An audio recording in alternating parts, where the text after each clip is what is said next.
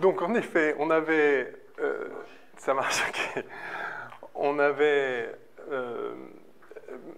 passé en revue les principaux ingrédients de... Alors, peut-être pas de la réalité physique, mais de notre... oui, de notre représentation de la réalité physique. Donc, on avait bien sûr identifié l'espace, le temps et la matière. On avait mis en avant la notion de loi et de loi quantitative. Les lois quantitatives. Et on s'était un peu étendu sur cette notion de quantité qui est un peu plus subtile qu'il n'y paraît de prime abord, puisqu'il y a essentiellement deux notions. Il y a une notion de comptage d'entités, on va dire, identifiées. Alors, pour identifier les entités en question, on avait vu qu'il est nécessaire de procéder à un processus d'abstraction. Par exemple, si je me souviens bien, j'avais compté des craies.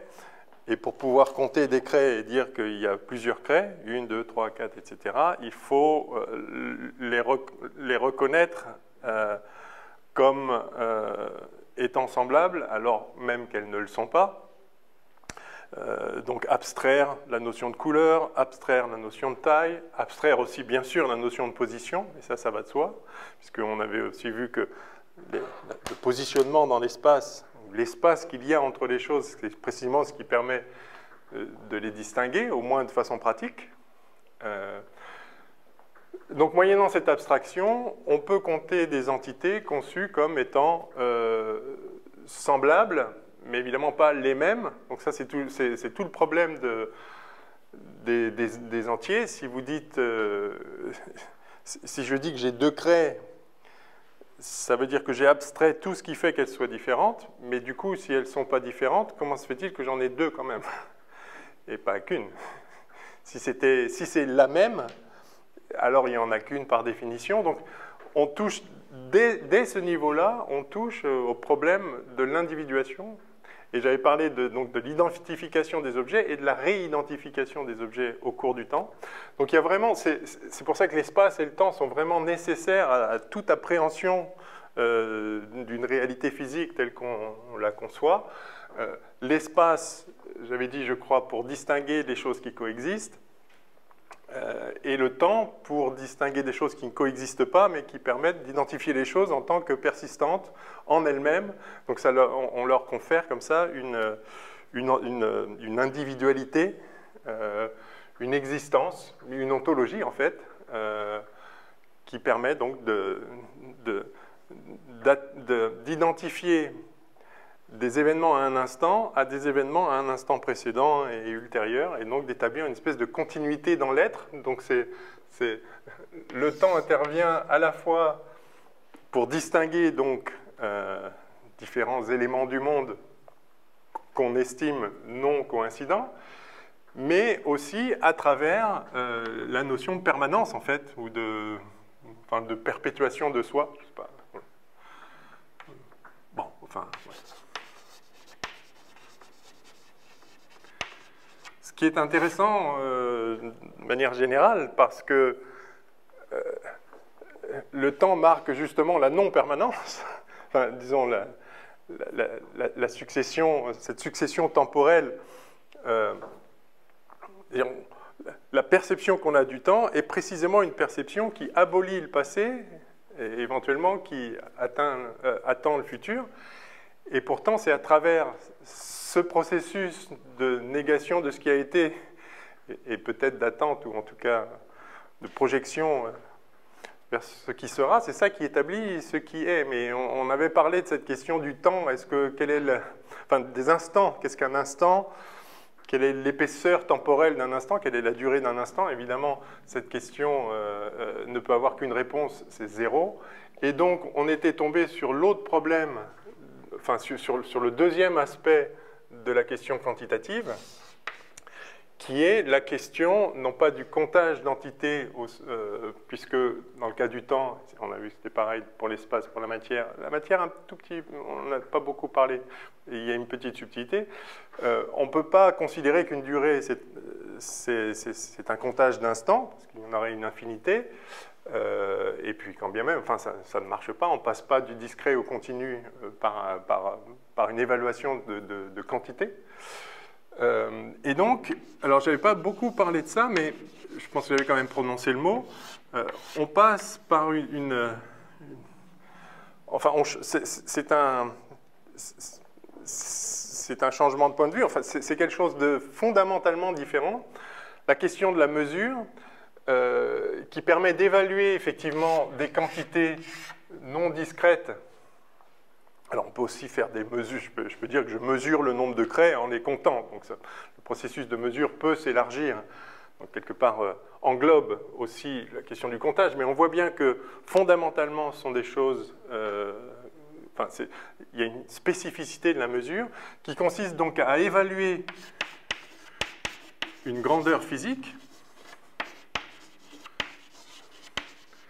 Je reviendrai sur cette question de grandeur physique.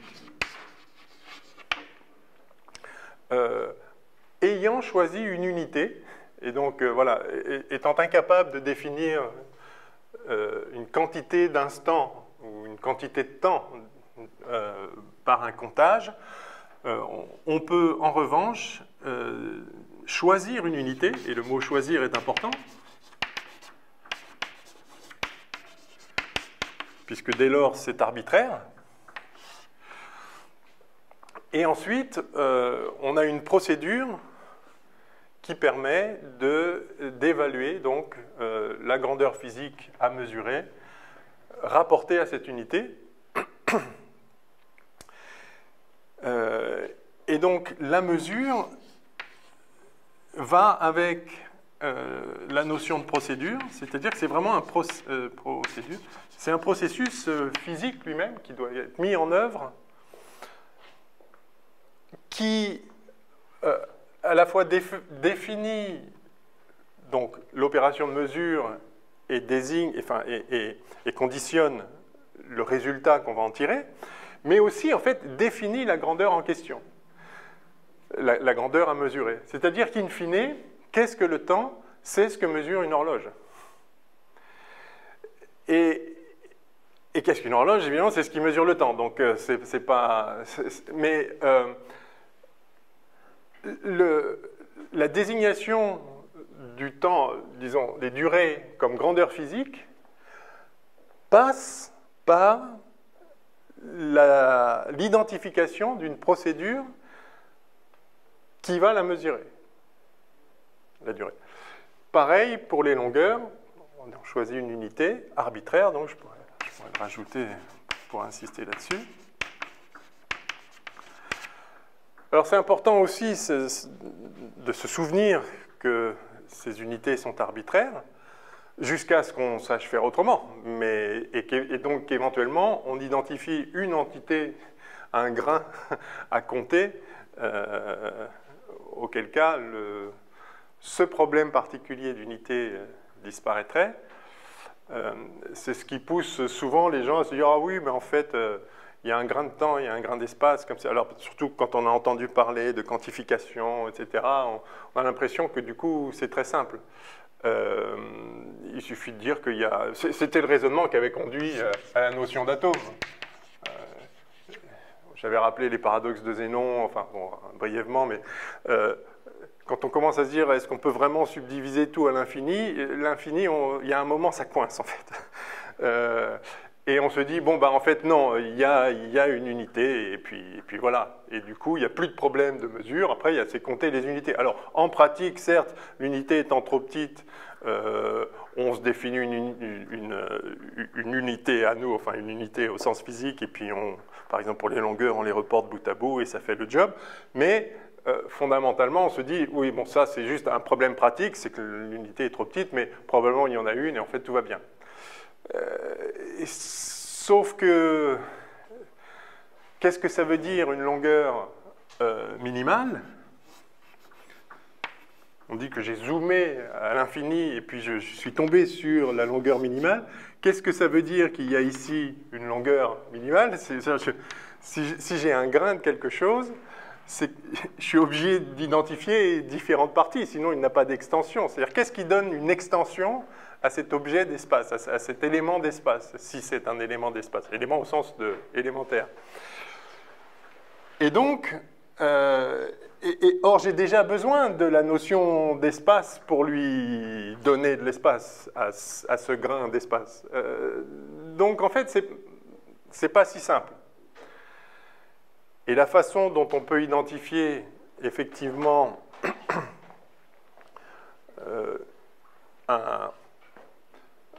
non pas un atome d'espace, encore une fois, mais une valeur élémentaire de la grandeur espace, et qui doit déjà être une grandeur, pourrait être que, si on pense, on fera la physique quantique un petit peu plus tard, pourrait être que c'est la valeur élémentaire que peut donner un résultat de mesure de la longueur.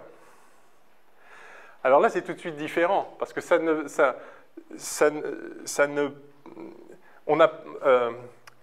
ça contourne le problème d'avoir à matérialiser spatialement une unité d'espace, un grain d'espace. Parce que pour matérialiser les choses spatialement, il faut déjà que l'espace soit là. Enfin, on reviendra là-dessus ultérieurement. Mais je voulais insister, parce que je crois qu'on ne l'avait pas beaucoup fait la dernière fois, sur la notion de procédure. J'avais indiqué implicitement les procédures de mesure, en tout cas de ces deux éléments particuliers, l'espace et le temps, qui nous sont familières, qui nous sont intuitives. Pour la longueur, donc, on choisit une unité donc arbitraire, et puis mesurer une longueur, c'est reporter bout à bout. Donc pour l'espace, ça va être reporter bout à bout la longueur en question. Mais, donc si je dis que ça c'est 1, du coup évidemment ça c'est 2, ça c'est 3. Mais vous voyez qu'il y a beaucoup d'hypothèses quand on fait ça déjà. C'est de dire que si je prends, voilà, je dis ce cahier a une longueur 1, ah bah, presque, voilà. Je le reporte bout à bout. Alors, je fais ça. Donc, okay, on va dire 2, voilà. Donc, je fais ça. Alors, bout à bout, je suppose que je comprends ce que ça veut dire. Et puis, je suppose aussi plein de choses, en fait. Donc je suppose que, ok, j'ai repéré cet endroit-là, je le mets là, c'est toujours le même endroit. Alors qu'on va évoluer dans le temps, allez savoir, c'est le même endroit. Et puis surtout, c'est le même endroit par rapport au tableau. Mais comme je le rappelais la dernière fois, comme vous savez tous, la Terre tourne sur elle-même, tourne autour du Soleil, etc. En fait, le temps que je vienne là, cet endroit-là, c'est pas cet endroit-là, c'est cet endroit-là du tableau. Bon, c'est déjà bien. Donc ça montre que de toute façon, on ne peut définir des longueurs entre des points de façon absolue que si les points sont identifiés de façon absolue, et ils ne peuvent l'être qu'ayant spécifié un référentiel. C'est absolument capital, en fait. Parce que sinon, ce point-là et ce point-là, c'est juste deux éléments du monde différents. Je dis c'est le même point à partir du moment où j'oublie la problématique temporelle, que ce n'est pas le même instant par contre. Voilà. Je dis que c'est le même point parce que je dis que ce n'est pas le même instant. Mais en fait, c'est un autre événement du monde et ce n'est le même point qu'en tant que point du tableau. Ou que point situé par rapport au mur, enfin par rapport à un certain référentiel. Vraiment, la notion de référentiel est capitale dans notre approche du monde.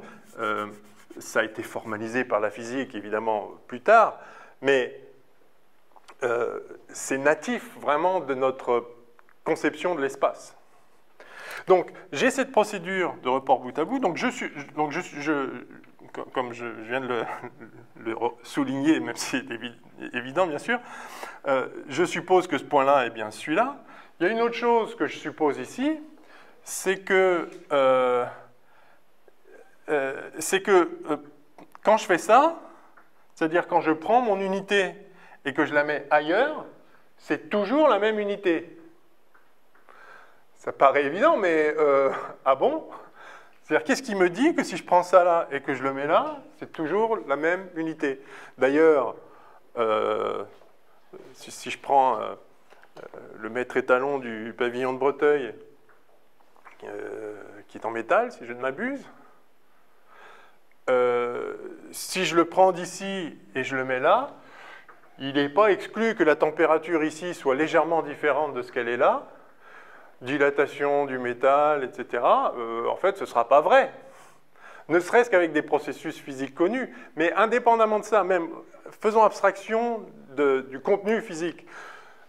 Essayons de penser l'espace tout seul. D'ailleurs, on verra que ça n'a pas grand sens, encore une fois, parce que l'espace, c'est vraiment l'espace entre les choses. Mais dire que je prends un ici et je le trimballe partout, et que c'est le même 1, ça fait partie de l'hypothèse. Alors évidemment, cette hypothèse ne nous est pas venue gratuitement. C'est qu'en fait, si on suppose ça, d'abord ça contrevient à rien de ce qu'on peut observer, donc ça ne rentre pas en conflit avec le reste de notre représentation du monde, mais vous voyez que ça fait partie de la représentation du monde et que c'est en fait la cohérence globale de cette représentation du monde qui la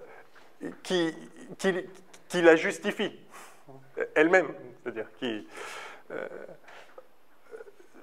notre intuition naît de notre interaction avec le monde et elle naît telle qu'elle naît, ou elle naît telle qu'elle s'établit in fine, parce que ça fonctionne, tout simplement, parce que ça permet de se repérer, de structurer l'ensemble de nos perceptions qu'on attribue à une réalité physique extérieure parce qu'on est capable d'échanger entre elles, etc. Donc ça permet de la structurer d'une manière qui fonctionne. Il y a une autre chose encore plus subtile, enfin non, pas forcément plus subtile, mais très importante aussi, c'est que quand je fais ça et que je reporte bout à bout, donc je suppose que c'est le même point, je suppose que c'est la même longueur, je suppose une autre chose que vous allez voir tout de suite, c'est que si je fais ça,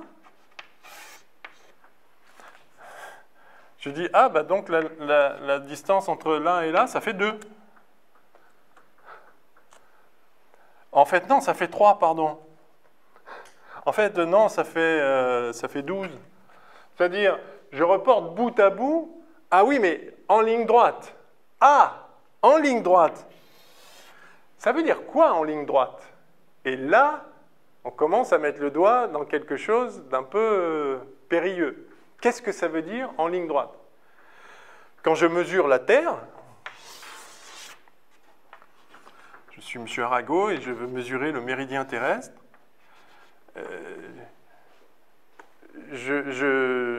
Évidemment, si je veux mesurer la distance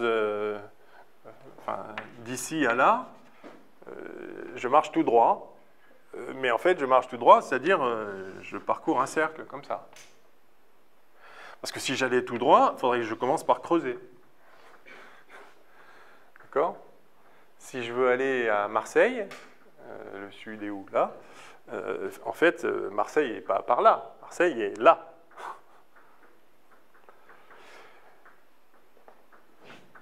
Alors, je dis Marseille est là parce que je représente la Terre dans un espace à 3 dimensions extérieures, qu'on considère être l'espace, dans lequel je suppose que je sais ce que ça veut dire aller tout droit. Et qu'en l'occurrence, ce serait ça. Donc je me représente une surface courbe dans un espace que je conçois comme euclidien, enfin comme obéissant à la géométrie d'Euclide. On appelle un espace plat, on y reviendra,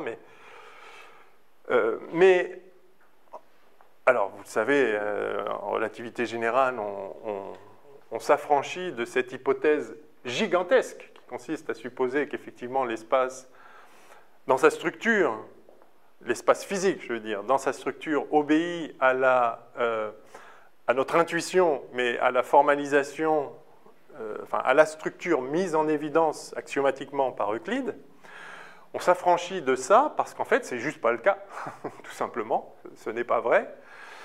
Mais du coup, effectivement, on voit bien que la procédure même par laquelle on décide de mesurer des longueurs fait une hypothèse géométrique qui encore une fois, tant qu'elle n'est pas contredite par l'évidence ou par une expérience un peu plus subtile que l'évidence, bon, convient. Mais si on se penche vraiment sur la nature des choses pour essayer de comprendre qu'est-ce que c'est que l'espace, le temps, etc., on voit qu'on arrive très rapidement dans un mur où on est obligé, en fait, effectivement, de s'appuyer sur notre intuition en se disant que ce que les choses ont l'air d'être, elles le sont. Au fond, c'est ça l'hypothèse. Faute de mieux. Évidemment, en restant tout à fait prêt à en changer s'il fallait, s'il devenait évident qu'il faut. Bref, donc on a une procédure, et la procédure de mesure fait partie de la définition de la chose à mesurer. C'est-à-dire que, ok, on a une notion d'espace, très bien, mais pour en faire une grandeur physique, il faut pouvoir attribuer à des distances des nombres. Et il faut dire comment on le fait, parce que qu'est-ce que ça veut dire qu'une longueur est 2 fois plus grande qu'une autre? Comme ça, en soi, si je ne dis pas comment je mesure une longueur, ça ne veut rien dire. Et donc, quand je dis une longueur est plus grande qu'une autre, que cette longueur est 3 fois plus grande que celle-là, ça veut dire, si je reporte bout à bout un objet qui ne se déforme pas quand je le déplace, donc un corps solide, et que je reporte bout à bout en ligne droite, alors il faut que je le reporte exactement 3 fois, ou 3,2 fois, une fois qu'on a les entiers, on a tous les nombres rationnels, et on a certes, on a même les réels comme limite de rationnel, mais de toute façon, aucune mesure ne peut être plus précise que pour tomber sur un réel plutôt qu'un rationnel. Comme vous savez, tous les nombres rationnels peuvent être approchés d'aussi près qu'on veut tous les nombres réels peuvent être approchés d'aussi près qu'on veut par un nombre rationnel. Donc ça, ce n'est pas un problème. C'est-à-dire, une fois qu'on a une unité, on peut faire des sous-unités par la même procédure. C'est-à-dire, j'ai une unité et une procédure de mesure qui me dit, je fais 2 en reportant bout à bout un truc qui ne se déforme pas, etc. En ligne droite. De la même façon, j'en déduis un demi, puisque c'est un demi, c'est la longueur, telle que si elle, je la reporte bout à bout 2 fois, ça me redonne mon unité. Donc c'est la même procédure qui permet d'aller au-delà de l'unité, à des multiples d'unités et à des sous-multiples de l'unité, et en les combinant par addition et multiplication et ce qu'on veut, c'est-à-dire par l'arithmétique ordinaire, on arrive à étendre la notion de la mesure à toute grandeur. Donc, essentiel à la notion de grandeur physique, il y a l'idée que des rapports de valeurs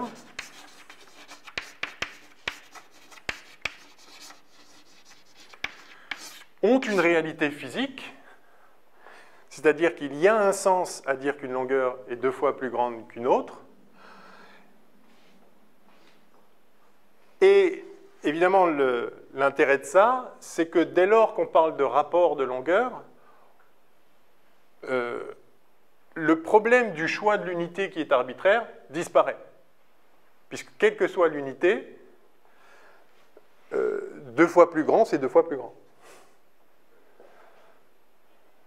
Donc que je mesure cette distance en centimètres, en caillet ou en coudée égyptienne, elle est 3 fois plus grande que celle-là, point. La valeur numérique que je vais attribuer à la grandeur va dépendre de l'unité, bien évidemment, et c'est arbitraire, mais les rapports, non. Et en fait, quand on dit cette table a une longueur de 2,50 m, ce qu'on dit en réalité, c'est que le rapport de longueur entre cette table et le mètre étalon, c'est 2,5. Donc de toute façon, dès lors qu'on mesure on mesure des grandeurs qui ne, pas par comptage, etc., ce qu'on fait, c'est qu'on établit un rapport entre la grandeur qu'on mesure et une autre grandeur.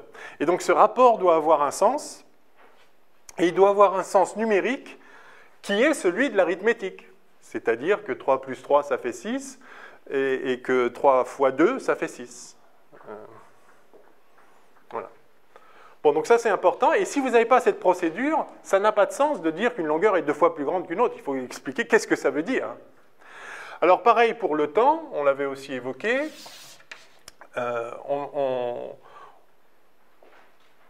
attribue des valeurs à la grandeur durée, en l'occurrence, de façon indissociable d'une procédure qui consiste à choisir arbitrairement une unité qu'on établit par un processus cyclique, c'est-à-dire répétitif, qu'on juge cyclique, qu'on juge répétitif, et dont on estime, une estimation que l'on se représente comme étant de période constante. Par exemple, un pendule qui oscille, on estime qu'à chaque oscillation, il s'est écoulé le même temps. Alors c'est vrai pour des petites oscillations, donc c'est vrai à peu près. Enfin, oui, c'est vrai à la limite des petites oscillations, c'est vrai. On le remontrera. C'est la découverte enfin, je ne sais pas si vous savez tous ça. Si, j'imagine que oui. Hein, si vous avez un pendule qui oscille,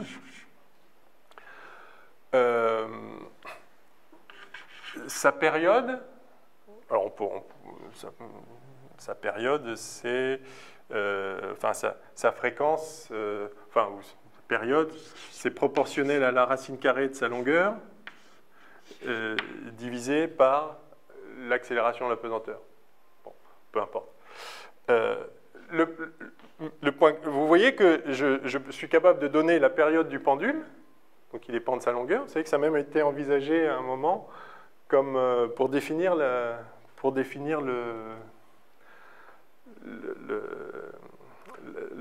mètre, la définition du mètre, à partir de la seconde, c'est la longueur d'un pendule qui bat la seconde. Intéressant. Bref. Et donc, vous voyez que je peux vous donner la fréquence, ou la période, pareil, l'inverse de la fréquence, d'un pendule, sans vous dire de combien je l'ai écarté de la verticale. Parce qu'effectivement, si je l'écarte un peu plus, ce qui se passe, c'est qu'évidemment, il y a plus de chemin à parcourir. Oui, mais il va plus vite, parce qu'il tombe de plus haut, si je l'agis ici. Et en fait, ça se compense parfaitement. Alors, presque parfaitement. Ça se compenserait parfaitement si le sinus de l'angle ici était égal à l'angle.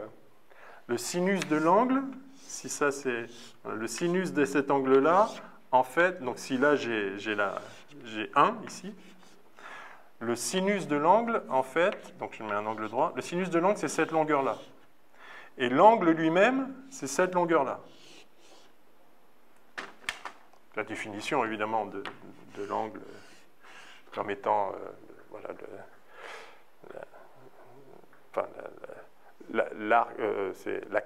l'arc divisé par le rayon. Bref. Donc ça c'est l'angle, et ça, c'est son sinus. Donc vous voyez bien... oui, c'est ça. Non, pardon. Ah oui, non, pardon. Parce que, du coup, il n'y a pas un... c'est ça, le sinus. Donc du coup, voilà, c'est ça. Ah, attendez. Non, l'angle... Oui, enfin, oui, si, c'est ça. Si là, il y a... Ah, non. Oui, il faut que si, c'est ça, il faut que j'aille jusqu'à 1. Si là, j'ai 1, là, j'ai moins que 1. Donc, il faut que j'aille jusqu'à là. Voilà. Donc, ça, c'est le sinus, et ça, c'est l'angle. Donc, pour des tout petits angles, en fait, c'est pareil. Hein, donc, c'est le synchronisme des pendules. Ce qui fait... Alors, évidemment, du coup, là, c'est clairement pas le cas. Mais pour des pendules qui oscillent peu, à 1 ou 2 degrés près, c'est parfait.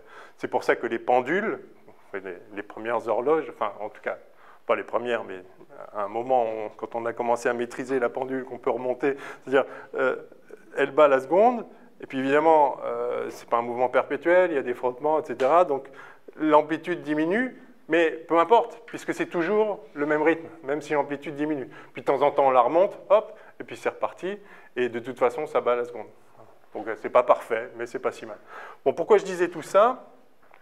C'est pour dire que on ne peut mesurer une durée qu'ayant identifier un processus qu'on juge cyclique, c'est-à-dire de période fixe, et du coup, on compte le nombre de périodes. Une fois qu'on a cette unité, après, alors on les compte, on les met bout à bout, non plus dans l'espace maintenant, mais dans le temps. Alors c'est un peu plus facile de mettre bout à bout selon une droite dans le temps, parce qu'il n'y a qu'une dimension, donc au moins on s'affranchit de ce problème de est-ce que vraiment je vais tout droit. Pour autant qu'on sache, le temps succède au temps, mais on ne pourrait pas partir en biais, donc ça tout va bien. Alors, je suis en physique newtonienne, hein. Mais c'est donc notre intuition physique. Par contre, c'est pareil. Est-ce qu'en réalité, le processus que je juge de période constante est vraiment de période constante? Ça fait partie de l'hypothèse. C'est-à-dire... Alors, je peux m'appuyer sur une intuition physique aussi pour le justifier. Par exemple, si je compte en sablier, en temps qu'il faut pour le sable, enfin au sable pour passer par le goulot d'un sablier. Donc j'ai un sablier avec une certaine quantité de sable, certains frottements, etc. Mais j'ai des bonnes raisons de penser que si je le retourne, ça va être pareil. Si je le retourne encore, ça va être pareil. Au moins, ça va être pareil que la fois d'avant. On peut dire, même s'il y a une asymétrie, très bien. Donc je compte en deux... quand c'est posé du même côté, ça devrait être pareil. En tout cas, on le sent bien parce qu'on ne voit pas bien ce qui pourrait influer et modifier cette propriété-là. Donc, on peut compter en sablier, et quand on dit bout à bout, ça veut dire quand le sablier est vidé, tout de suite, je démarre derrière et je continue. Donc, vous voyez qu'il y a une procédure associée à ça. Alors, ce n'est pas si simple de faire une mesure du temps, comme vous le savez. On utilisait des clepsydres aussi, le passé, c'est-à-dire la quantité, c'est un genre de sablier avec de l'eau, quoi. On regarde le temps que ça prend à vidanger un certain récipient, et si on lui donne, on peut calculer, aujourd'hui on peut calculer, enfin depuis quelques siècles, mais on peut calculer la forme que doit avoir la clepsydre pour que le niveau de l'eau baisse régulièrement par rapport au temps, mais au temps qu'on suppose, voilà, un temps absolu dont on suppose qu'on sait le mesurer précisément par ailleurs. Et ça, c'est juste une façon pour porter localement une mesure du temps. Bon, bref, tout ça, c'est des détails. Enfin, historiquement, la mesure du temps a été absolument capitale. Si on a commencé d'ailleurs à faire des horloges extrêmement précises, les Suisses ont toujours été en avance là-dessus. Au moment où on a... Oui, enfin, 16e, 17e, 18e, tout ça, c'est essentiellement pour pouvoir, quand on a commencé à faire de la navigation, vouloir faire de la cartographie, pour savoir où on est sur la Terre, il est important de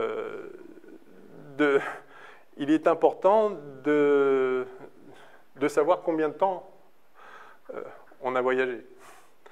Parce que, astronomiquement, vous pouvez connaître votre latitude assez facilement. Parce que la Terre est ronde, enfin est sphérique, enfin est quasi sphérique. Et donc, quand vous êtes ici, mettons à Paris,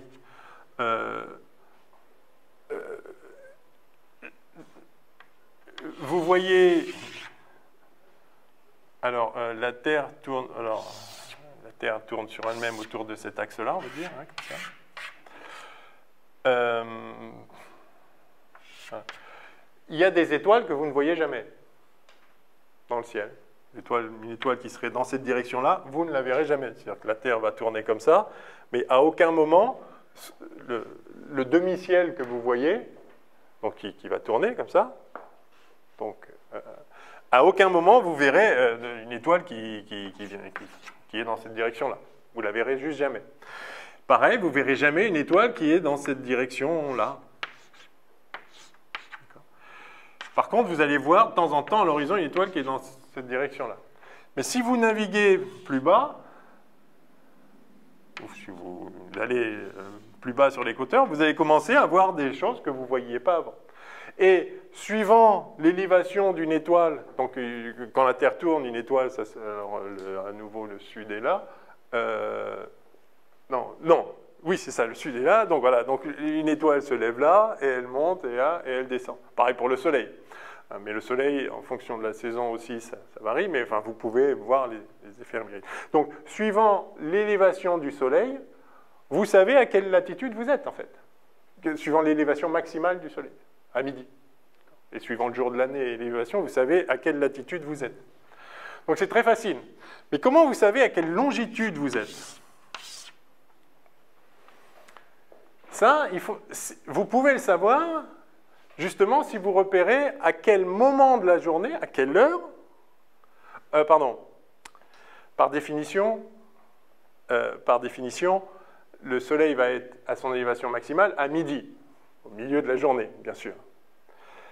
La question, c'est que, le point clé, c'est que midi sur ce méridien-là, c'est pas midi sur ce méridien-là. Donc, évidemment, hein, puisque ça tourne, c'est-à-dire, mettons que le Soleil est dans ce plan-là, par là-bas. Là, il est midi pour ceux qui sont exactement, voilà, comme ça, face au Soleil. Donc, la Terre tourne comme ça, hein, parce que le Soleil se lève à l'est. Pour ceux qui sont sur ce méridien-là, il va falloir attendre que la Terre ait tourné un peu plus pour avoir le Soleil plein sud. Enfin, si on est dans l'hémisphère nord, ou plein nord si on est dans l'hémisphère sud.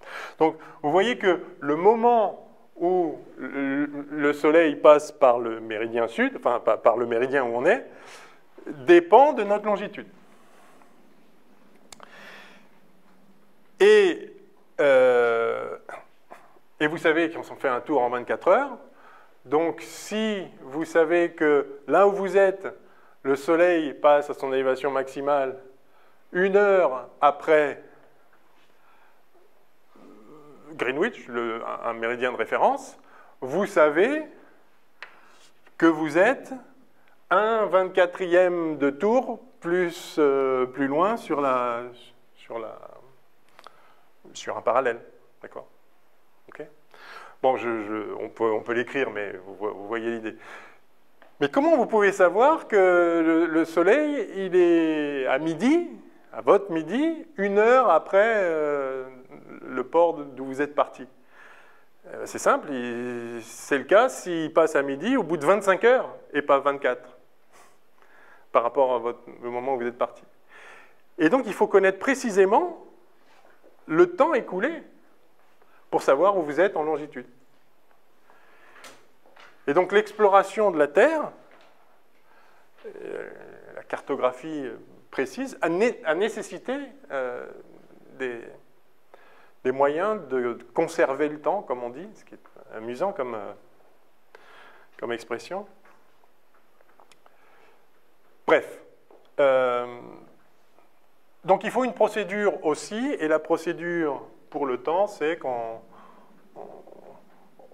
utilise quelque chose qu'on juge cyclique. Alors, les premières choses qu'on a jugées cycliques à raison, comme vous savez, en fait, c'est pour ça qu'on a développé, enfin, c'est comme ça que s'est développée l'astronomie de mesure, parce que bon, tout le monde peut regarder le ciel, mais les éphémérides et tout ça, c'est-à-dire, effectivement, on a estimé que la rotation de la Lune, c'est-à-dire que le temps entre deux pleines lunes, c'était une bonne unité de mesure, que ça bouge pas beaucoup, ça. Et c'est vrai, ça fait partie des choses qui bougent le moins, mais un peu quand même. Parce qu'en fait, ça ne bougerait pas si la Lune avait une trajectoire parfaitement circulaire autour de la Terre. Mais ce n'est pas le cas, c'est un peu elliptique. Après, il y a l'année aussi, évidemment. Donc et puis il y a jour et nuit, c'est la première, évidemment. Hein. On a bâti la seconde sur la durée d'un jour. Mais qui varie un petit peu, évidemment. Si on veut être plus précis, ça commence à se corser. Parce que la Terre ralentit, par exemple. Il y a 200 millions d'années, il n'y avait pas 24 heures dans la journée.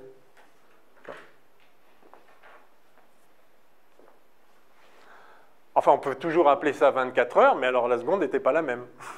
Et de fait, on a défini la seconde comme un 60e d'un 24e de révolution. Mais voilà, ouais, on fait ce qu'on peut, quoi. Mais ce n'est pas parfaitement précis. Donc aujourd'hui, vous savez qu'on a complètement renouvelé nos définitions des unités, mètres, secondes, kilogrammes, pour essayer de dépendre de moins en moins de processus conjoncturels, enfin, du fait qu'on est sur une Terre spécifique, à ce moment précis où elle tourne à telle vitesse, etc. Sans compter qu'au cours de... Enfin, si vous voulez être vraiment précis, la durée du jour, enfin, la durée d'une rotation de la Terre n'est pas du tout constante au cours de l'année. Mais pas du tout, en fait. Alors, mais ça varie 3 fois rien. Mais 3 fois rien, si on est plus précis que ça se voit. Bref. Donc voilà, c'est vraiment... Oui.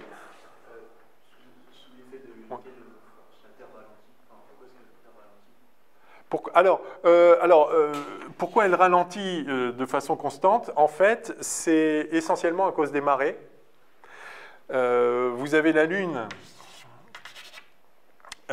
qui provoque, et le Soleil, qui provoque des marées sur la Terre. On pourra en reparler, c'est intéressant. Pourquoi y a-t-il des marées?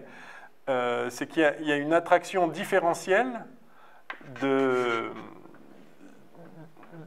gravitationnelle. Donc la Lune attire plus cette partie-là de la Terre, puisqu'elle est plus près, hein, que la gravitation, c'est 1 sur l'inverse, enfin, c'est proportionnel à l'inverse du carré de la distance. Donc ici, cette partie-là est plus attirée par la Lune que celle-là, et encore plus que celle-là. Donc si vous regardez dans le référentiel de la Terre, alors évidemment la Terre, elle est rigide, à peu près. Disons qu'elle est rigide, elle ne bouge pas, mais l'eau sur la Terre, elle peut bouger. Donc, l'eau qui est ici peut très bien être attirée par la Lune. Alors, l'eau ici, ce n'est pas qu'elle est repoussée par la Lune, mais c'est qu'elle est moins attirée que la Terre elle-même. Hein. Donc, l'eau, si vous avez, supposons que tout soit statique, vous mettez la Lune là, la Terre là, et vous allez avoir l'eau qui va se mettre comme ça, quoi. C'est-à-dire, enfin, on pourrait se dire, elle vient, on pourrait se dire qu'elle vient là. Mais évidemment, après, il y a une pression qui fait que ça s'établit. Mais donc, l'eau va se répartir comme ça. Très bien. Mais sauf que la Terre tourne, et donc, le bourrelet d'eau, si vous voulez, il reste toujours où il est par rapport à la Lune, mais la Terre tourne, donc en fait, l'eau, elle se déplace. C'est pour ça que les marées se propagent. C'est marée haute ici, et puis dans une heure, ce sera marée haute au méridien d'à côté, et puis dans une heure, ce sera... Voilà. Donc, l'eau, enfin, on a tous vu les marées, ne cesse de bouger par le processus des marées à la surface de la Terre, et ça frotte sur le sol, c'est pas gratuit de déplacer de l'eau, ça fait des courants, etc. Et donc vous avez une perte d'énergie, en fait une perte aussi de moment cinétique, je ne sais pas si ces notions sont familières, et cette perte d'énergie, en fait, est une perte d'énergie du système Terre-Lune. Puisqu'en fait, il n'y a rien d'autre que ça. Il y a alors, plus le Soleil, mais ça marche aussi pareil avec le Soleil. Mais le système Terre-Lune, en lui-même, a une énergie, qui est l'énergie de rotation de la Lune autour de la Terre, enfin, de la Lune et de la Terre autour de leur centre de gravité commun, qui est largement dominé par la Terre, mais soit. Et donc, ce système perd de l'énergie par réchauffement, par frottement sur des marées, sur le fond océanique et sur les côtes, etc. Et cette énergie, on peut montrer donc, par la mécanique céleste élémentaire, à partir des lois de Newton les plus simples, que cette perte d'énergie se traduit par, d'une part, un éloignement de la Terre et de la Lune. La Lune était beaucoup plus proche par le passé. Et un ralentissement aussi. Donc ce frottement ralentit la Terre dans sa rotation. C'est pour faire les choses proprement, il faut prendre tous ces processus ensemble. Mais, disons, au premier ordre, ce frottement de la marée, on voit bien que ça fait se déplacer l'eau dans le sens opposé de la rotation de la Terre. Hein, puisque si le bourrelet est là, la Terre va par là, donc la Terre tourne comme ça, d'accord, Mais l'eau, du coup, par rapport à la Terre, va dans l'autre sens, puisqu'elle reste là, hein, si on voit cette image simple, d'accord? La Terre tourne comme ça, mais le bourrelet, il est toujours vers la Lune. Donc l'eau se déplace dans le sens opposé à la rotation de la Terre. Vous pouvez bien imaginer que ce frottement ralentit d'une façon ou d'une autre. Alors, c'est plus complexe que ça, parce qu'il y a le moment cinétique orbital, en plus de l'énergie proprement de rotation de la Terre. Il y a l'énergie de rotation, il y a l'énergie cinétique de la rotation de la Terre. Il y a le moment orbital, il y a le moment cinétique de rotation de la Terre et du système Terre-Lune. Voilà. Mais quand on met les choses proprement, enfin, c'est pas compliqué, je veux dire. Mais en tout cas, voilà ce qui se produit. La Terre ralentit dans sa vitesse angulaire de rotation, et la Lune s'éloigne aussi. Le fait que la Lune s'éloigne est d'ailleurs aussi très intéressant, on le constate hein, par ailleurs, enfin, c'est prédit de façon tout à fait élémentaire par le type de raisonnement que je viens de vous donner, on peut calculer, mais on peut aussi le mesurer, parce qu'aujourd'hui on est capable de mesurer la distance Terre-Lune de façon très précise, puisqu'on a simplement mis un miroir sur la Lune, et puis on vise avec vous envoyez une impulsion laser, et puis quand ça revient, vous voyez combien de temps ça a pris, vous savez la vitesse de la lumière, vous savez la distance de la Lune, très précisément. D'accord? Et on peut voir que... Ouais. J'ai une intuition, dites-moi si je me trompe. J'ai l'impression que si la Lune s'éloigne, ça pourrait justement compenser le fait que cette forme d'inertie ou que l'eau oui. se tourne dans le sens inverse de la Terre. Ou alors c'est l'inverse. Ou alors c'est justement dans le sens tout va ensemble. Compenser dans quel sens? C'est-à-dire... Si la Lune s'éloigne, ouais. elle attire moins l'eau. Ah, oui. Oui, mais elle l'attire toujours. Bon, d'accord. Donc en fait, c'est un... Mais effectivement, le phénomène s'atténue. Plus la Lune est loin, moins ce processus est important. Et effectivement, par le passé, quand la Lune était beaucoup plus près de la Terre, les effets de marée étaient largement supérieurs. Et en fait, ce qui compte pour ces effets de marée, c'est le gradient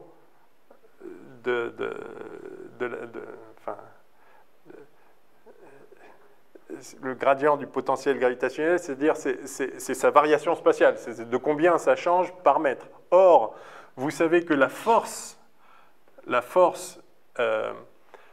est proportionnelle à l'inverse, enfin l'inverse du carré de la distance. Donc sa variation est au cube par rapport à la distance. Enfin, l'écart entre deux points proches, c'est au cube. Donc la force de marée va comme le cube en fait de la distance. C'est-à-dire quand la Lune était 2 fois plus proche, les forces de marée étaient 8 fois plus grandes. 2 fois 2 fois 2. Et effectivement, les amplitudes de marée qu'on a aujourd'hui, les amplitudes à l'époque étaient beaucoup plus grandes que les amplitudes de marée qu'on a aujourd'hui. Et pourtant, c'est déjà fort à certains endroits, comme vous le savez. Mais... À l'époque, ça fait combien de temps là, quand il était... Non, là, on parle de centaines de millions d'années. Je crois qu'il y a 200 millions d'années, la durée... J'ai peur de dire d'utise, mais je crois que la durée du jour était 20 heures, 20 de nos heures actuelles et pas 24. Ça me paraît une énorme diminution, mais c'est le chiffre que j'ai en tête. Il est peut-être faux à vérifier. Je crois que c'est ça. Bon, la Terre, comme vous savez, a 4,5 milliards d'années, enfin, en gros. Mais au début, il y a eu beaucoup... Enfin, sur les tout premiers moments, il y a eu beaucoup de... D'abord, la Lune est arrivée un petit peu plus tard. Il y a beaucoup de phénomènes qui influent sur la dynamique du système Terre-Lune, même une fois qu'il est créé. Le passage des planètes, les comètes, les astéroïdes, tout ça joue un petit peu. Mais grosso modo, l'effet dominant, les marées sont un effet dominant, évidemment, de dissipation d'énergie dans le système Terre-Lune. Ça, c'est clair. Et donc, ça se calcule, ça s'évalue. Et on a des traces aussi, je pense, géologiques ou biogéologiques qui confirment cet effet-là. Mais de toute façon, c'est inévitable. Enfin, je veux dire, c'est de la physique simple, ça. Évaluer précisément, non, mais oui. La Lune aurait été 2 fois plus proche que 200 millions d'années. Non, sans doute plus. J'ai peur de dire une bêtise. C'est peut-être plus il y a 1 milliard d'années, mais...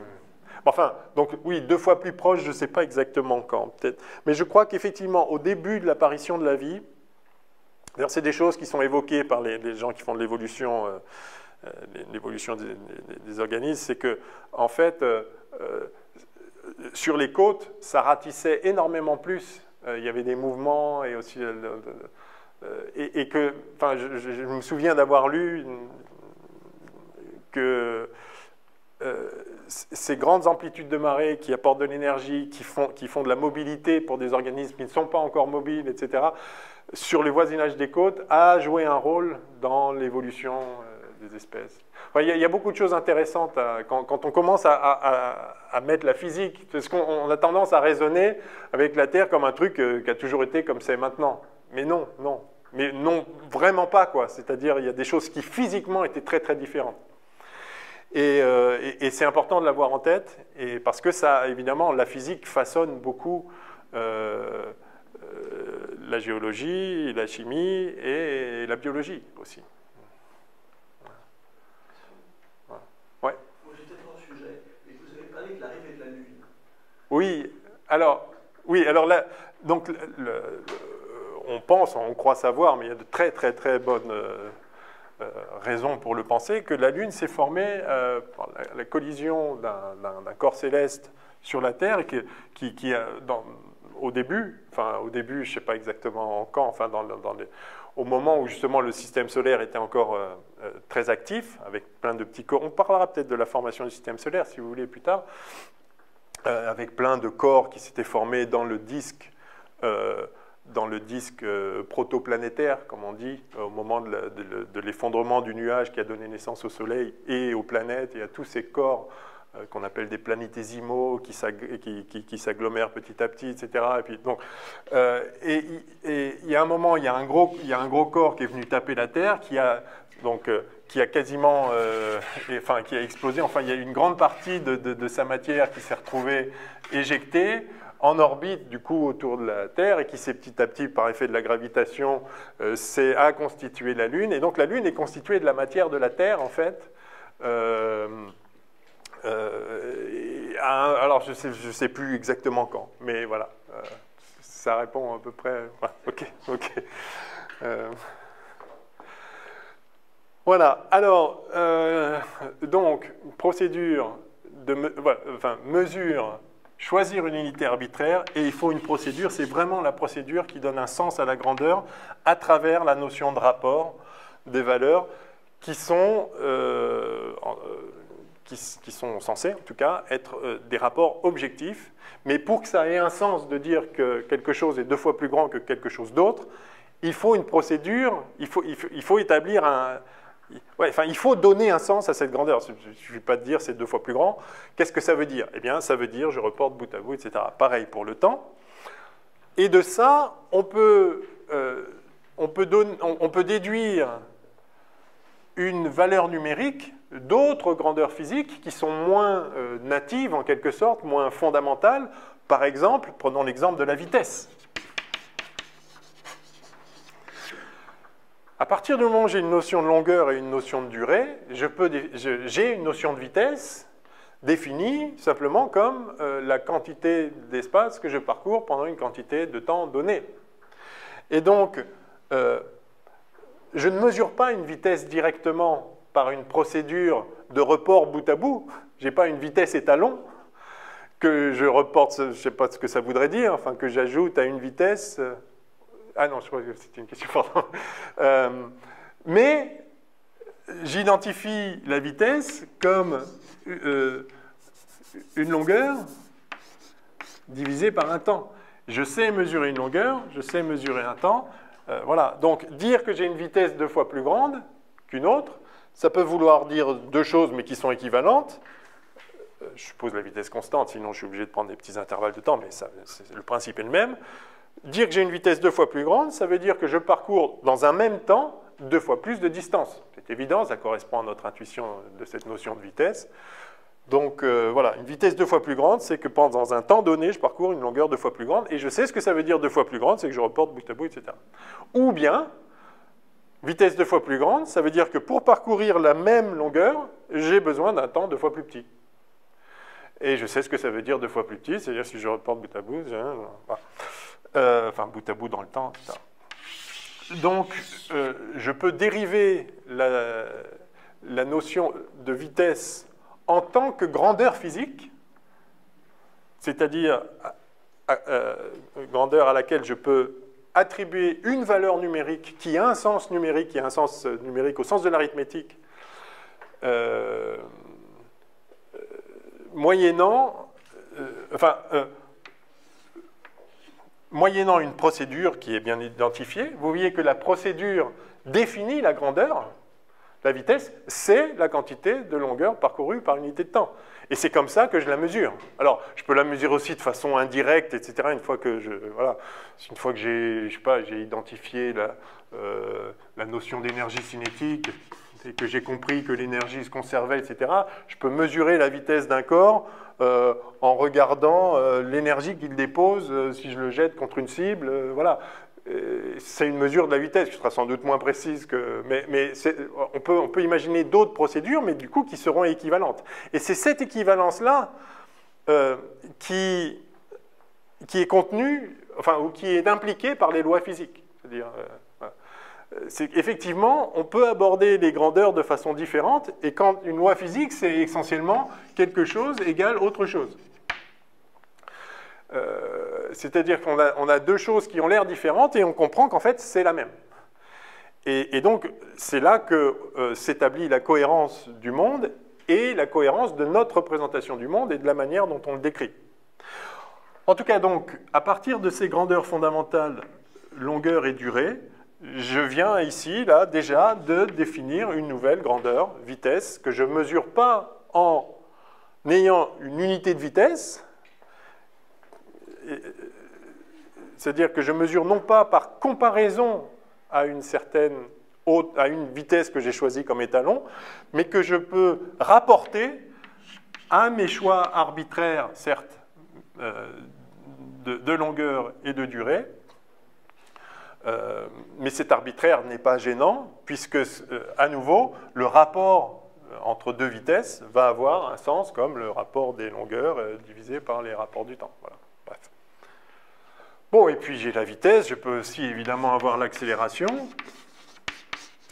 Et l'accélération, ça va être de combien varie la vitesse pendant un temps donné. Et l'accélération 2 fois plus grande, ça veut dire que la variation de vitesse est 2 fois plus grande pendant le même temps. Ou que pour la même variation de vitesse, j'ai besoin de 2 fois moins de temps, etc. etc. Bref, comprenez l'idée.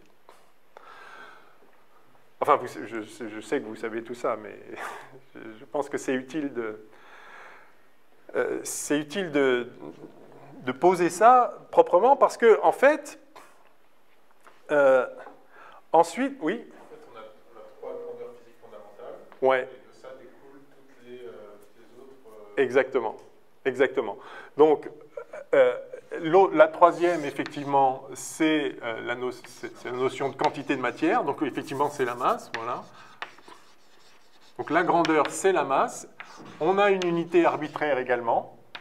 Alors là, on pourrait se dire qu'en fait, j'y reviens tout de suite, mais effectivement, donc, les concepts, c'est espace, temps, matière. Les grandeurs physiques associées, c'est longueur, durée, masse.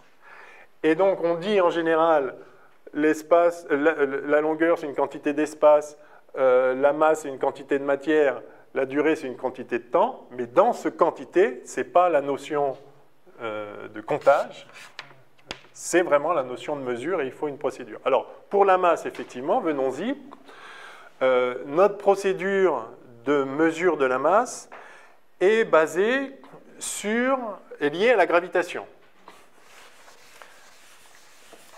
C'est-à-dire un corps est pesant.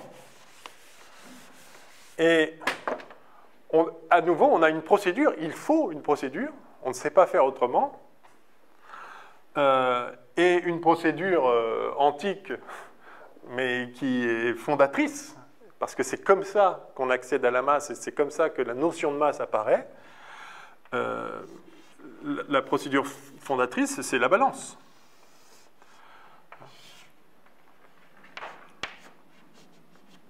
Vous mettez voilà, deux plateaux et vous mettez un corps là et vous constatez que vous pouvez équilibrer le plateau de la balance en mettant un autre corps là et vous dites que quand c'est équilibré, vous dites que c'est la même masse.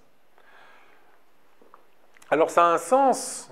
Alors, quelle idée saugrenue, vous allez dire. Mais comment se fonde cette idée que là, on a effectivement une mesure qui donne accès à donc une mesure qui donne un nombre, est-ce que ce nombre a une vraie valeur numérique? Ce n'est pas juste un numéro qu'on attribue, comme un numéro dans un vestiaire. Si, dans un vestiaire, vous mettez votre manteau, il y a le numéro 32, la personne qui a mis son manteau au numéro 16, son manteau il n'est pas 2 fois plus petit, pas 2 fois moins lourd, parce que le numéro est 2 fois plus petit. D'accord. Donc là, on parle d'attribuer des nombres qui ont une valeur physique au sens justement du rapport des valeurs. C'est-à-dire 2 fois plus, ça veut dire 2 fois plus. Alors, comment ça se manifeste ici que 2 fois plus, ça veut dire 2 fois plus? Eh bien, c'est que si vous avez un corps de masse M1, oui. Qu'est-ce que ça veut dire M1, qu'est-ce que ça veut dire que maintenant je le remplace par un corps qui a une masse 2 fois plus grande? Donc la procédure me dit que si je mets un corps de masse M2, M2 égale 2 fois M1, ça veut dire quoi? Ça veut dire qu'ici, je dois mettre lui qui a M1 et je dois mettre lui encore. Et comment je peux savoir que l'autre que je rajoute, il a la même masse que lui? Ah bah comme ça. C'est-à-dire, je vérifie que j'ai la même comme ça, et du coup je sais que j'en ai plusieurs qui ont la même masse, et je peux regarder combien de fois. Et là, ça devient du comptage. C'est-à-dire que je me suis fait une unité complètement arbitraire, mais je peux la répliquer, cette unité. Hein, donc, je ne la mets pas bout à bout, mais je la mets côte à côte. Alors, il faut le mettre au même endroit, etc. Mais la procédure fonctionne et donne un sens numérique. Si j'en mets 3, si j'en ai besoin de 3 identiques pour compenser le poids ici, la masse ou le poids aussi d'ailleurs, c'est que c'est 3 fois plus massif. C'est ma définition de 3 fois plus massif. Alors on s'aperçoit évidemment très vite qu'il y a besoin de faire un peu attention là. Il faut que la longueur ici soit la même que là. Mais du coup, il est très facile de... cette simple idée de pesage qui date de la nuit des temps permet d'accéder à des lois physiques très intéressantes. Si je mettais le plateau non plus ici, mais là, à une distance 2 fois plus petite. Donc là, j'ai la même longueur. Combien je dois mettre de masse pour équilibrer?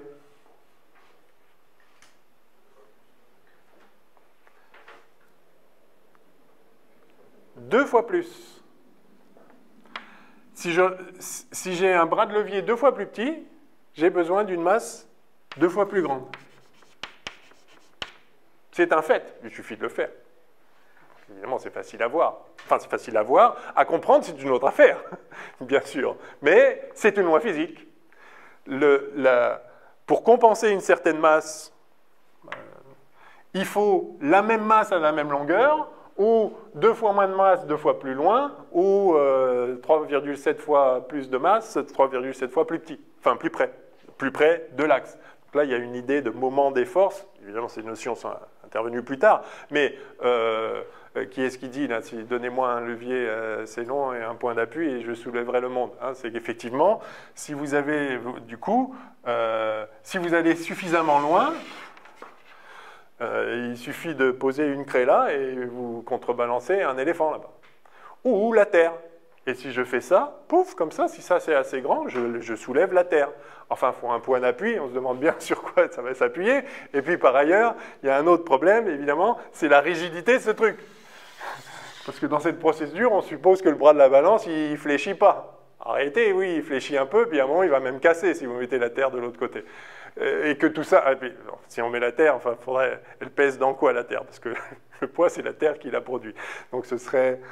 bon, on voit bien les limites de ça. Mais l'idée, elle est claire. C'est qu'effectivement, vous avez... Alors, vous avez un moyen de mesurer la masse en lui donnant une notion quantitative, enfin, une notion de grandeur physique au sens quantitatif, de sorte que la valeur numérique attribuée ait un sens arithmétique, le sens des nombres standards. Et deux, vous avez accès à une loi physique intéressante, là, qui est juste un constat. Et évidemment, dès lors qu'on constate ça, parce que ça, n'importe qui peut faire cette expérience, on rapproche, voilà, on divise la longueur par 2, on voit qu'il faut mettre 2 fois plus de masse, c'est très simple. Mais évidemment, quand on tombe là-dessus, on se dit, ouais, ça ne peut pas être par hasard. Ça ne peut pas être par hasard. C'est-à-dire, ça parle du monde. Il y a quelque chose dans la réalité physique qui fait que ce fait-là est vrai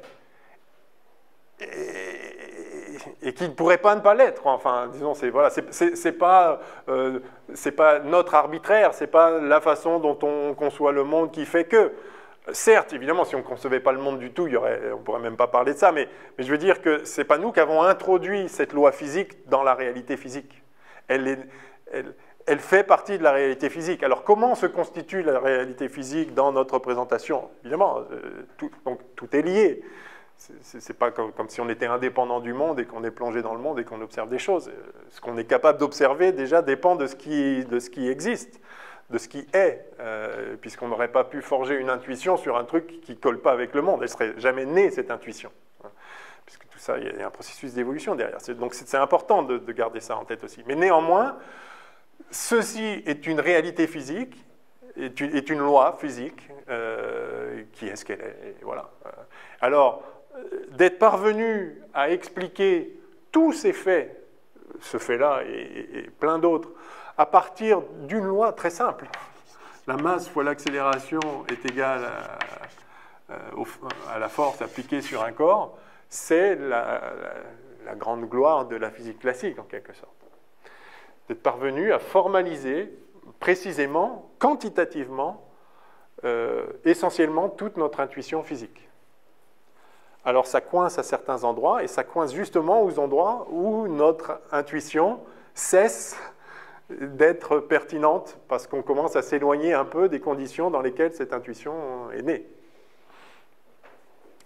Mais c'est quand même fort. Alors, je dis, il n'y a qu'une loi, ce qui est vrai. Après, évidemment, il n'y a qu'une loi, plus, c'est quoi les forces? Quelle est l'expression? Quelles sont les forces fondamentales? Mais en fait, et c'est ça qui est vraiment extraordinaire, la physique classique est un monument, vraiment, parce qu'on a tendance à dire maintenant, ah oui, c'est la physique classique, c'est comme on dirait, ah oui, c'est ce qu'on pensait à Aristote, oui, enfin, ces pauvres gens, ils ne savaient pas trop. Parce qu'évidemment, maintenant, on fait de la physique quantique, on fait de la relativité, donc on se dit, oh, la physique classique, c'est vraiment... Mais non, c'est extraordinaire, c'est-à-dire, c'est parfait, en fait, même. C'est-à-dire, c'est une réelle formalisation complète, pertinente, cohérente de notre intuition physique. Et ça marche, mais ça marche parce que ça ne pourrait pas... Enfin, c'est remarquable qu'on ait réussi à le faire, mais notre intuition, effectivement, parle du monde. Donc, si on est suffisamment... Puisqu'elle vient du monde. Donc, si on est suffisamment précis, rigoureux, attentionné, dans la formalisation de cette intuition, évidemment qu'on va arriver à quelque chose qui est cohérent. Puisque notre intuition est cohérente, elle ne peut que l'être. Alors, c'est quand même remarquable que cette formalisation nécessite aussi peu d'ingrédients fondamentaux. C'est là où il y a quand même quelque chose de vraiment extraordinaire, qui ne dépend pas de nous, qui dépend du fait que c'est le cas. En fait, il y a très peu de choses, enfin, avec très peu de choses, on construit tout ça. Mais très peu de choses, très mystérieuses, par contre. Donc l'espace, le temps, la matière. Et donc, comme vous le disiez, avec ces trois notions, seconde, mètre et kilogramme, on peut reconstruire essentiellement toutes les grandeurs de la physique classique. En fait, de la physique. Alors, il y a une chose en plus qui a été le premier coin enfoncé dans la physique classique à la limite de notre intuition, justement, c'est une quatrième unité qu'on introduit dans qu'on appelle le système standard, c'est l'unité de charge électrique. Il y a un truc en plus, alors qui est découvert tardivement. On voit que ça sort déjà de notre intuition, cette notion de charge électrique, de courant électrique. Alors, en général, c'est donc c'est le système qu'on appelle le système d'unité. On dit parfois MKS ou MKSA, donc mètre, kilogramme, seconde, et là, c'est les ampères. Alors, l'ampère n'est pas l'unité de charge électrique, c'est l'unité de courant électrique, c'est-à-dire combien de charges passent par seconde à travers une surface donnée. Donc, c'est des charges par seconde. L'unité de charge électrique, ici, l'unité, c'est ce qu'on appelle le coulomb. 1 coulomb, 2 coulombs, 3 coulombs. Alors, c'est pareil, il y a une procédure, évidemment, physique, une procédure effective de mesure d'une charge, de mesure d'un courant, etc. Alors, donc, ces notions, ces grandeurs supplémentaires, qui donnent ensuite naissance à la notion de champ électrique,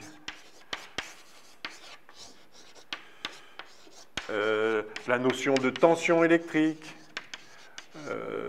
avec le volt, une tension, voilà, une pile à 1,5 volts, des choses comme ça. Voilà. Toutes ces notions sont apparentées, c'est-à-dire que c'est vraiment un nouveau champ qui s'ouvre avec la considération des phénomènes électriques, c'est-à-dire que tout ce qui relève de la mécanique et toutes les grandeurs, si on laisse l'électricité en dehors, toutes les grandeurs physiques s'expriment uniquement avec mètre, kilogramme, seconde. Voilà. Donc, je ne sais pas, un coefficient de frottement, enfin, c'est sans dimension un coefficient de frottement, mais soit ça marche aussi. Donc, une vitesse, une énergie, une force. Donc, une force, ça va être des kilogrammes mètres par seconde au carré. Donc, c'est une masse fois une longueur divisée par un temps au carré, de la même façon qu'une vitesse et une longueur divisée par un temps, etc. Je ne sais pas, la viscosité, c'est une autre unité, mais tout ça se forme avec les trois grandeurs fondamentales, espace, temps, matière, donc kilogramme, mètre, seconde. Oui? Pouvez-vous nous rappeler le lien ouais. entre ampère et coulomb? Oui, alors, donc, très bien, j'y viens. Donc, toutes les autres, ampères, volts, champ électrique, enfin, toutes ces autres grandeurs nécessitent l'introduction d'une unité supplémentaire, mais uniquement une. Le coulomb, par exemple, ou l'ampère. Alors, le lien, effectivement, c'est que l'ampère, c'est l'unité de courant électrique, qu'on note souvent I pour intensité du courant. L'intensité d'un courant, c'est, on va dire, c'est la quantité de charge, Q, charge électrique, donc en coulomb, divisé par le temps que ça prend. Donc, c'est un débit de charge électrique.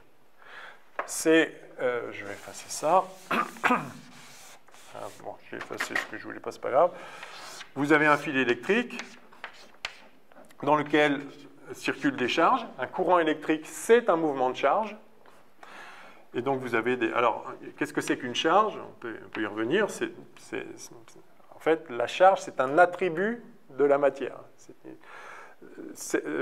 Certains corps matériels sont porteurs d'un attribut supplémentaire, en plus de leur masse. Ils sont porteurs d'un nouvel attribut qu'on appelle la charge électrique.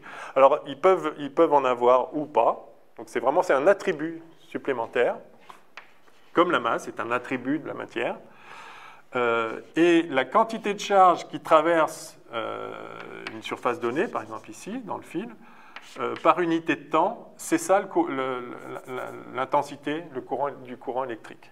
Donc c'est vraiment, enfin je sais pas, ça vaut la peine que je l'écrive, c'est combien de charge, enfin donc en fait, je vais le dire comme ça, 1 ampère, c'est 1 coulomb par seconde. Voilà. De même que la vitesse, c'est tant de mètres par seconde. 1 ampère, c'est 1 coulomb par seconde, voilà, par définition.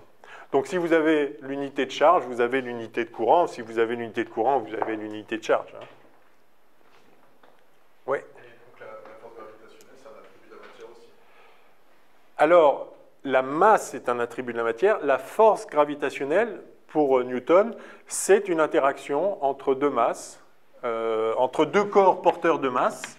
Mais pour Newton, tous les corps sont porteurs de masse. C'est vraiment l'attribut fondamental de la matière. Donc, contrairement à la charge électrique, certaines particules, ou certains, enfin, en fait, tous les corps autour de nous sont porteurs d'une charge nulle, essentiellement.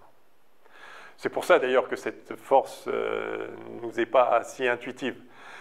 Mais la matière est porteuse d'une charge nulle, mais parce qu'il y a des charges plus et des charges moins qui se compensent, mais qui sont présentes. Et c'est ça toute la différence, c'est que vous pouvez trouver un moyen pour les séparer. Et dès lors, vous avez des corps chargés. Et le meilleur moyen pour séparer des charges, c'est vous retirez votre pull et vous allez voir que vous avez arraché des charges un peu partout et vos cheveux vont commencer à se dresser, etc. Et vous frottez un bâton d'ébonite sur de la peau de chat, c'est la fameuse expérience qu'on faisait dans le temps à l'école. Et ça, les Grecs l'ont compris très, très tôt, qu'il y avait un truc quand même. D'ailleurs, vous savez que électron, c'est un mot grec. Je ne l'écris pas en grec, mais... qui désigne l'ambre jaune. L'ambre. Parce qu'en fait, vous frottez de l'ambre, et vous voyez tout de suite que vous allez attirer des petits bouts de papier, ou des cheveux, ou de la poussière. Et donc, ils ont remarqué effectivement cette chose un peu particulière qu'on appelle, nous, dans le langage standard, enfin, dans le langage familier, je dirais, l'électricité statique. C'est ce phénomène d'électricité statique. Quand vous frottez deux corps, alors pas n'importe lesquels, mais quand vous frottez un corps qui aimerait bien donner des électrons avec un corps qui aimerait bien en récupérer, vous avez un transfert de charge qui peut se faire. Il ne se fera pas spontanément, parce que la matière est neutre, etc. Mais si vous frottez, vous introduisez de l'énergie suffisante pour que les charges se séparent. Ça coûte un peu d'énergie de se séparer, parce qu'une charge plus attire une charge moins, et donc elles ont envie de se mettre ensemble, et du coup, quand elles sont ensemble, il n'y a plus de charge. Donc spontanément, la matière est neutre, si elle peut. Mais si vous si vous introduisez un peu d'énergie comme il faut, et vous pouvez arriver à une situation où vous avez un petit excès de charge plus quelque part, un petit excès de charge moins quelque part, et vous allez comme ça pouvoir commencer à étudier l'électricité. Oui. Mais les ondes, par exemple les ondes gravitationnelles, ouais. Non, pardon, par exemple les photons peuvent subir des ondes gravitationnelles, mais elles n'ont pas de masse. Oui, alors ça, c'est la relativité générale qui nous dit qu'en réalité, pour le dire vite et de façon un peu provocatrice, la force de gravitation n'existe pas. C'est un effet de l'espace-temps, c'est un effet de la géométrie de l'espace-temps. On en parlera, c'est important, mais en fait, évidemment, c'est un peu l'ironie de l'histoire, c'est-à-dire que la force de gravitation est la première qu'on a identifiée. D'abord, c'est la première qu'on sent, mais c'est la première qu'on a formalisée. Merci Newton. On a créé en quelque sorte la physique moderne, la physique, classique, sur l'identification d'une loi de gravitation universelle, qui est le prototype de la force. Et quand on met dans cette équation ici la force gravitationnelle, On explique le mouvement des planètes, on explique le mouvement de la Lune, on explique les ellipses de Kepler, on explique tout, c'est extraordinaire, en mettant ici la force gravitationnelle. C'est une très bonne façon de décrire les choses, qui a ses limites, et on a découvert donc entre 1905 et 1915, Einstein a réussi à comprendre qu'il était possible de décrire les effets gravitationnels en termes purement géométriques, d'une géométrie, donc de la géométrie de l'espace-temps, qui avait été identifiée grâce à la relativité restreinte, l'idée de l'espace-temps, mais c'était encore un espace-temps plat, rigide. On peut comprendre en fait les effets gravitationnels comme liés à la géométrie particulière de l'espace-temps. L'idée étant que la présence des masses modifie la structure de l'espace-temps, la structure géométrique de l'espace-temps, on verra tout ce que tout ça veut dire. Et dans cette structure modifiée de l'espace-temps, les corps qui vont tout droit dans l'espace-temps nous apparaissent avoir des trajectoires infléchies, courbées. Et donc vous pouvez aller... Prenez la Terre, qui est un espace courbe de prototype. Alors à 2 dimensions, et pas 4, mais je vais faire une Terre plus grande. Ouais.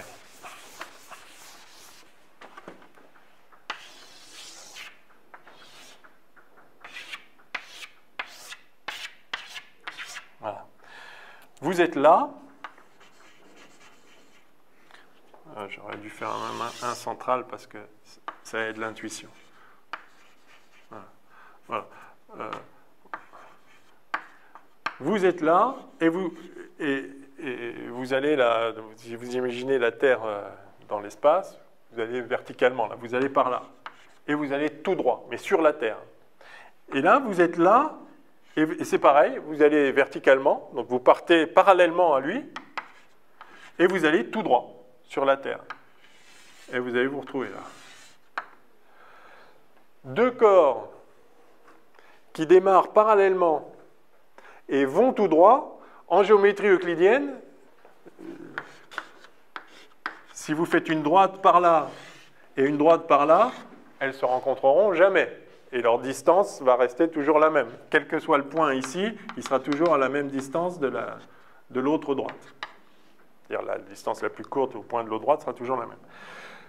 Sur une sphère, ce n'est pas vrai. Vous partez tout droit dans la même direction et vous vous rapprochez, comme s'il y avait une attraction. Donc les corps en chute libre, on reverra tout ça. Un corps en chute libre, dans l'espace-temps, va tout droit. Il va tout droit, mais qu'est-ce que ça veut dire tout droit? On a une intuition d'aller tout droit dans une géométrie qui est intuitivement euclidienne, qui nous fait dire que ça, ce n'est pas une ligne droite. Comment vous allez convaincre quelqu'un qui rentre là dans la pièce que cette ligne-là n'est pas droite? Je serais curieux de savoir comment vous pourrez lui dire, mais non, elle n'est pas droite. Et vous allez lui dire, ah ben non, là, regardez, on a tourné.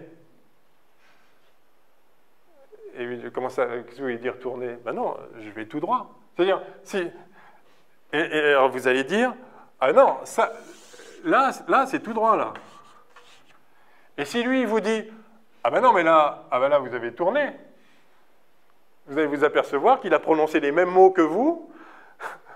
Vous essayez de prouver que ça c'est droit et que ça ne l'est pas. Lui, il va prononcer les mêmes mots et il va vous dire que ça c'est droit et ça ne l'est pas. Qu'est-ce que vous avez de mieux que... Ah ben non, enfin, tu vois bien que c'est droit. Est-ce que vous avez mieux que ça pour dire que ça c'est pas droit et que ça l'est? Alors vous avez une chose en mieux. Vous allez dire que cette longueur-là, elle est... Enfin, disons, pour aller de là à là, vous allez dire que cette longueur-là, elle est plus courte que celle-là.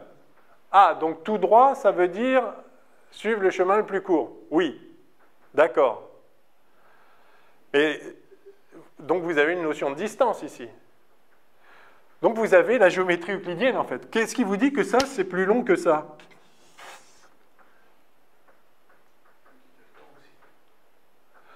Il y a le temps aussi. Vous pouvez dire si je vais à la même vitesse, ça prend plus de temps. C'est une autre façon de le dire. Mais vous voyez que toutes ces notions, droite, s'appuient sur une intuition qu'on n'avait jamais questionnée, mais qui, si on regarde bien, nous paraît évidemment évidente, mais si on regarde bien, on ne sait pas trop la justifier en fait, justement parce que c'est évident. Et c'est évident parce que c'est comme ça, se dit-on.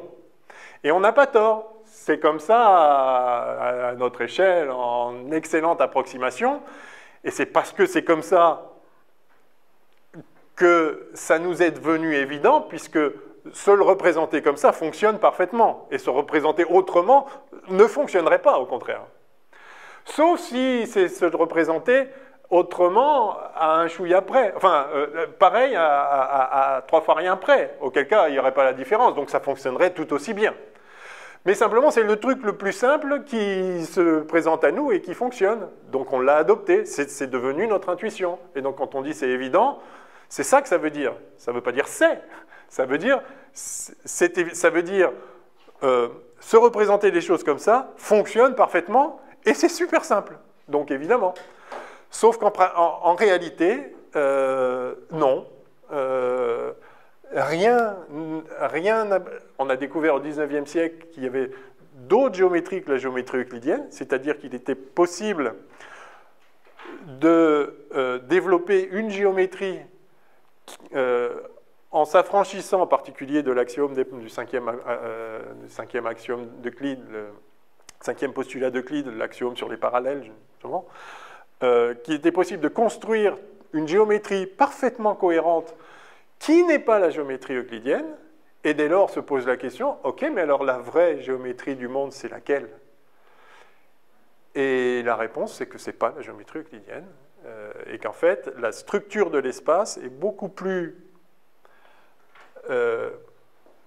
dynamique au sens physique que ça, c'est-à-dire qu'elle n'est pas figée, elle n'est pas rigide,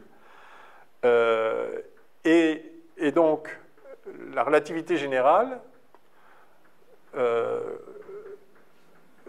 verra un peu comment la motiver, etc., mais conduit à ce résultat qui est que, en tout cas c'est la compréhension actuelle qu'on a de la gravitation, et liée à l'espace-temps, que la présence des masses modifie la géométrie de l'espace, et que dans cet espace-temps, dans cet espace-temps à la géométrie modifiée, qui est ce qu'elle est compte tenu de la distribution des masses, les corps qui ne subissent aucune autre force vont simplement tout droit dans l'espace-temps, et aller tout droit dans cet espace-temps à la structure modifiée fait qu'ils se rapprochent l'un l'autre exactement comme s'ils s'attiraient avec la force que Newton a dite à 3 fois rien près.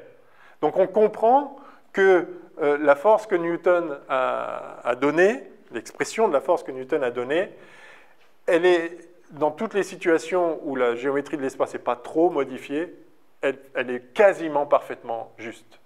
Et elle suffit pour décrire tout ce dont on a besoin dans notre environnement quotidien. Mais elle en diffère un tout petit peu, et si on fait l'expérience, on s'aperçoit que c'est Einstein qui a raison, ce n'est pas Newton. Donc la loi de Newton, elle a l'air parfaite, elle fonctionne très très bien, jusqu'à un certain point, et au-delà, elle ne fonctionne plus. Et voilà. Je ne sais plus quelle était votre question. Ça a répondu? Ouais. Ok. Ça me fait penser, en traçant ça, là, ça me fait penser que quand j'ai dit qu'on mesure les distances avec une procédure, donc en reportant bout à bout, suivant une droite, donc très bien. Alors, il faudra à un moment se poser la question, c'est quoi une droite? Mais voilà, ok, on a cette intuition, une géométrie euclidienne, ok, ça marche très très bien. Reste la question, comment on fait pour mesurer une longueur pas droite, justement? Parce que si on a un étalon qui est droit, enfin, qu'est-ce que ça veut dire? Qu'est-ce que ça veut dire que, par exemple, le périmètre d'un cercle, c'est 2 pi r? Ok, d'accord, très bien. Comment je fais, en fait? Alors, comment je fais? C'est que je prends une ficelle qui n'est pas rigide, mais que je peux tendre néanmoins. Donc, je peux épouser la surface du cercle avec ma ficelle, puis après, je la déplie et je la mets droit. Et je suppose que quand je la mets droit, quand je la déplie, je n'ai pas changé sa longueur. C'est-à-dire, je définis la longueur d'un truc courbe comme la longueur dépliée d'une ficelle qui ne serait pas extensible ni compressible, mais que je puisse quand même tendre pour la rendre droite. Et là, je compare les distances. Donc, mais cette procédure, évidemment, ça a intrigué les mathématiciens dès le début. Enfin, les Grecs ont beaucoup travaillé sur cette question. Alors, donc, disons que la définition de pi, c'est ça. C'est le rapport entre la circonférence d'un cercle et son rayon. Mais comment, son diamètre, pardon. Comment vraiment je définis la circonférence du cercle? Donc, il y a l'idée qui nous paraît naturelle, c'est de se dire qu'en fait, cette distance-là, c'est plus grand que ça. Alors, c'est plus grand que ça, déjà. Après, c'est plus grand que ça. Puis après, c'est plus grand que ça. Et je peux l'approximer par des petits segments de plus en plus petits. Et au bout d'un moment, je tombe sur la limite de ce processus d'approximation par des bouts de droite que là, je sais mesurer. Alors, ça suppose évidemment également que quand je prends mon unité comme ça et que je la tourne pour la mettre comme ça, elle garde la même longueur. C'est pareil, hein? Quand j'ai dit je prends là et je le mets là, ça a la même longueur, c'est une hypothèse profonde. De même, quand je dis je prends un segment et je le déplace et je le tourne comme ça, je dis que c'est la même longueur. C'est une hypothèse lourde, profonde, très naturelle. Et peut-être ça vaut le coup de remarquer que ce qui la rend si naturelle, à nouveau, ce n'est pas une idée abstraite de la géométrie, c'est la physique en fait. C'est l'idée que ce corps-là, si je le tourne, pourquoi il changerait de distance, de longueur? C'est un corps physique, il est ce qu'il est. Ça passe à nouveau par la réidentification, etc. Ce corps-là, il est rigide, je ne peux pas le comprimer, je ne peux pas l'étendre, enfin, par l'approximation. Et donc, il a sa longueur intrinsèque. Et donc, où que je le mette, et quelle que soit l'orientation que je lui donne, ce corps a sa longueur, point. Et donc, derrière tout, et de ça naît l'idée qu'effectivement, l'espace, si on le considère maintenant, si on abstrait la physique, et qu'on considère l'espace comme un ensemble de lieux qu'il y ait quelque chose en chaque point ou pas, mais justement un réceptacle, un ensemble de lieux possibles pour des corps physiques, il y a l'idée que cet espace, il est homogène et il est isotrope. Il est homogène, ça veut dire que je mette le corps ici ou là, ça ne change rien. C'est un lieu comme un autre. Tous les lieux se valent. Si je fais une expérience physique ici ou si je la fais là, il n'y a rien qui change. Et ça, évidemment, alors, c'est contredit par l'environnement, c'est-à-dire si je fais une expérience sur Terre, si je fais une expérience sur la Lune, ce n'est pas la même chose, parce que le champ gravitationnel n'est pas la même. Oui, mais parce que justement, là, je suis sur la Terre, donc en fait, l'expérience, elle inclut l'environnement. Tout ce qui est susceptible d'influer sur une expérience doit être pris en compte. Mais si je bouge tout, je prends la craie qui va tomber et la Terre et que je vais ailleurs, évidemment, ça sera pareil. Donc, si je déplace dans un espace abstrait, environnant, tout ce qui est susceptible d'influer sur une expérience, si je me mets ailleurs et j'emmène tout ce qui est susceptible d'influer et que je refais l'expérience, je vais trouver pareil. Donc il y a l'idée que si on conçoit un espace extérieur qui est une scène sur laquelle se déroule le monde, enfin les événements physiques, l'idée c'est que cette scène est homogène et que être ici ou être ailleurs, c'est pareil. Ce qui peut être une autre façon de dire que ne compte que les distances relatives. Et on revient sur la notion de construction de l'espace, que ça ne veut rien dire que je suis là, ça veut dire je suis là par rapport à quelque chose, parce que sinon je suis là, ça veut dire quoi en soi. Mais vous voyez que ça fait quand même l'hypothèse que les lieux dans un espace, donc dans l'espace intuitif qu'on se construit tous, les lieux sont tous les mêmes, et de même les orientations sont toutes les mêmes, tout se vaut. Donc si je fais une expérience là, et puis maintenant je tourne tout et je refais l'expérience, je vais obtenir la même chose relativement à la nouvelle direction que j'ai prise comme référence, etc. Donc ça, c'est l'homogénéité et l'isotropie de l'espace, qui font partie de cette intuition spatiale fondamentale. Oui ? Justement, vous disiez tout à l'heure, pour rapprocher l'espace physique intuitif, on a besoin uniquement d'espace en matière, c'est un espace qui est homogène, propre. Il y a quand même une chose qui n'est pas décrite par ça, j'ai l'impression, c'est l'intuition et l'idée de lumière. Il faut peut-être qu'on fasse une pause, en fait. Je suis en train de... Oh là là, oui. Ouais. L'idée de lumière, vous dites, n'est pas couverte... C'est-à-dire ce que c'est que la lumière, oui, c'est ça, qui n'est pas matériel. Oui, c'est intéressant. Ni par l'espace, ni au travers de l'espace, du temps et de la matière. Oui. Alors, c'est intéressant. Alors, je propose qu'on fasse une pause et du coup, on va reprendre. Et c'est pas...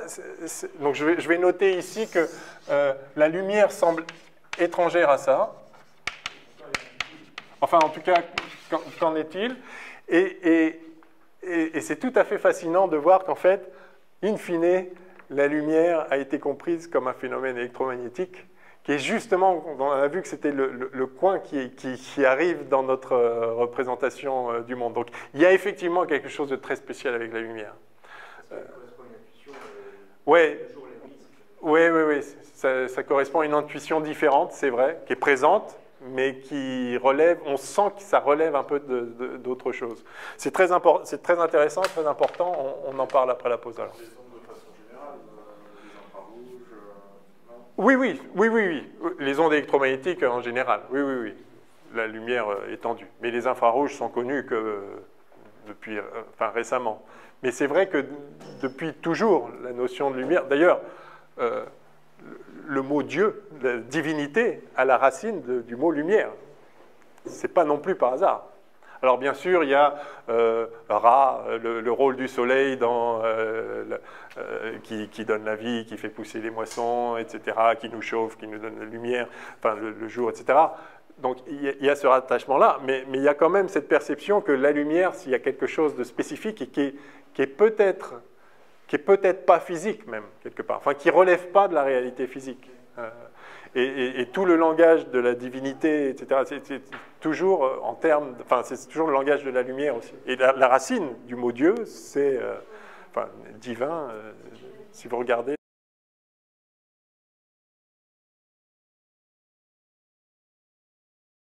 Qui désigne la lumière, pour autant que je sache. Bon, on fait une pause et puis on reprend là-dessus.